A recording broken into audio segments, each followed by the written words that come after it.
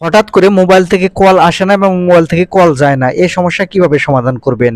আসসালামু আলাইকুম বন্ধুরা, আপনারা কোনো না কোনো সময় প্রত্যেকেই এই সমস্যাটি ফেস করেছেন।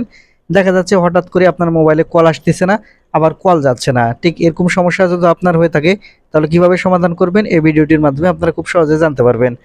এই ভিডিওটিতে আমি আপনাদের দেখাতে চলেছি মোবাইলে কল আসা এবং কল না যাওয়ার সমস্যা কিভাবে সমাধান করবেন। এই ভিডিওটি শেয়ার করে আপনার ফেসবুক টাইমলাইনে রেখে দিতে পারেন, প্রয়োজনীয় সময় আপনারা কাজে লাগাতে পারবেন।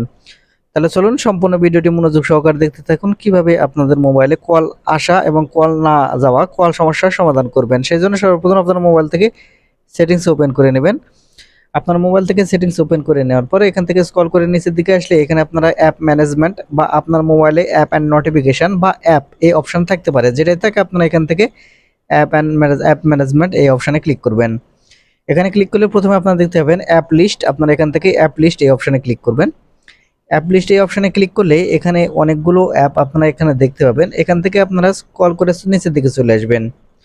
এখান থেকে নিচের দিকে আসলে অর্থাৎ এখান থেকে আপনারা খুঁজে বের করবেন কন্ট্যাক্ট নামের একটি অপশান। এখান থেকে আপনারা এই কন্ট্যাক্ট অপশানে ক্লিক করবেন।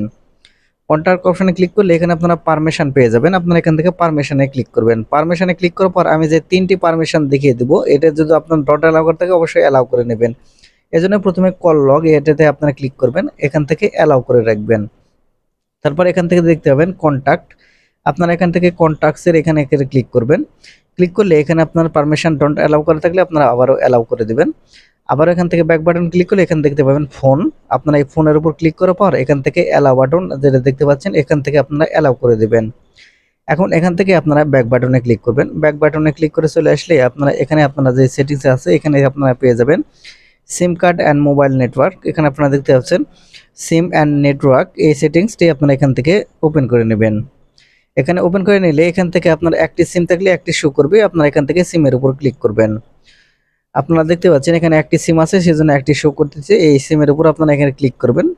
এই সিমের উপর ক্লিক করার পর দেখতে পাচ্ছেন সিম ওয়ান, এই এনেবল বাটন অবশ্যই এখান থেকে আপনারা অন করে রাখবেন।